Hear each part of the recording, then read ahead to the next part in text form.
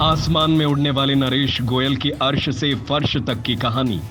1967 में महज 18 साल की उम्र में ऊंची उड़ान का सपना लेकर दिल्ली आए थे नरेश। 1993 में ट्रैवल एजेंसी को बंद कर नरेश ने खोली जेट एयरवेज। 2022 को केनरा बैंक के अधिकारियों ने जेट एयरवेज के मालिक पर दर्ज कराई एफआईआर। जेट एयरवेज के फाउंडर नरेश गोयल को ईडी ने गिरफ्तार कर लिया है।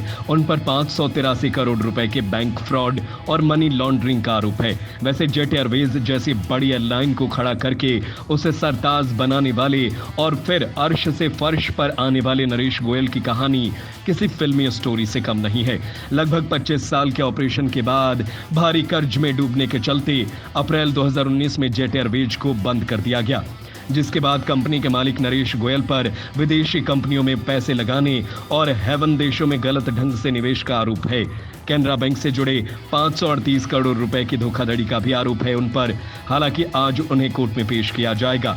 आइए आपको भी बताते हैं कि हवा में उड़ने वाले और जेट एयरवेज को एयरलाइन कंपनी का सरताज बनाने वाले नरेश गोयल कैसे अर्श से फर्श पर पहुंच गए। बात साल 1967 की है, जब एक 18 साल का लड़का खाली हाथ दिल्ली ये सोचकर आया कि उसके सपनों को यहीं ऊंची उड़ान भरनी है। कारोबारी पिता की मृत्यु हो चुकी थी तो बैंक का कर्ज और घर का खर्च दोनों संभालना था। बैंक ने भी कर्ज न चुकाने पर घर को जब्त कर लिया था। हालात काबू में नहीं थे। एक वक्त की रोटी भी बड़ी मुश्किल से नसीब होती थी। पेट और रोजमर्रा की जरूरतें पूरी करने के लिए अपने रिश्ते के चाचा चरण दास के पास गए। चाचा एक ट्रैवल एजेंसी चलाते थे जिसका ऑफिस अंसल भवन में था। 300 रुपए की सैलरी से करियर की शुरुआत की। जब काम सीख लिया, चाचा के आशीर्वाद से खुद की ट्रैवल एजेंसी खोल दी। धीरे धीरे जिंदगी ट्रैक पर आने लगी। नरेश गोयल ने 1974 में अपनी खुद की ट्रैवल एजेंसी जेट एयर शुरू किया। इसके बाद 1993 में ट्रैवल एजेंसी को बंद कर जेट एयरवेज की नींव रखी। तब उनके पास केवल 2 बोइंग 737-300 जेट्स थे, जिनको वो चार्टर्ड प्लेन की तरह इस्तेमाल करते थे।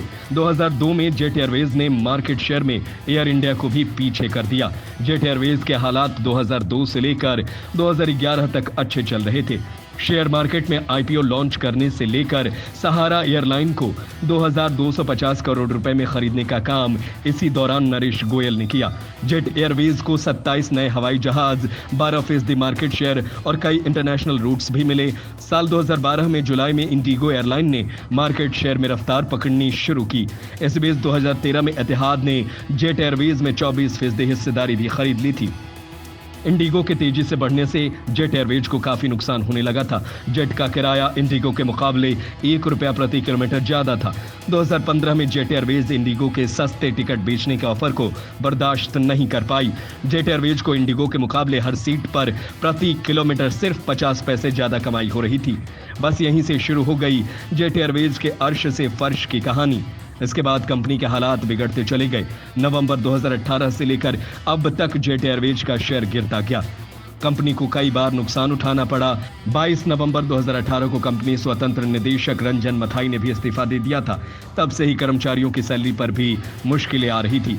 सीबीआई की एफआईआर में कहा गया कि 23 नवंबर 2022 को केनरा बैंक के अधिकारियों ने जेट एयरवेज के नरेश गोयल, अनीता गोयल, गौरंग आनंद शेट्टी और अज्ञात लोगों के खिलाफ आपराधिक षड्यंत्र और विश्वासघात का आरोप लगाया था। इनकी धोखाधड़ी की वजह से केनरा बैंक को 538 करोड़ रुपए का नुकसान हुआ था। इस शिकायत के बाद ईडी ने पूछताछ के लिए गोयल को 2 बार बुलाया था, लेकिन इसके बावजूद भी वो पेश नहीं हुए थे। बंद पड़ी एयरलाइन जेट एयरवेज के प्रमोटर रहे नरेश गोयल पर ईडी का शिकंजा कसता चला गया। ईडी ने नरेश गोयल समेत अन्य के खिलाफ धोखाधड़ी का नया मामला दर्ज किया, जिसके बाद गोयल के मुंबई और दिल्ली के 8 ठिकानों पर छापेमारी की गई।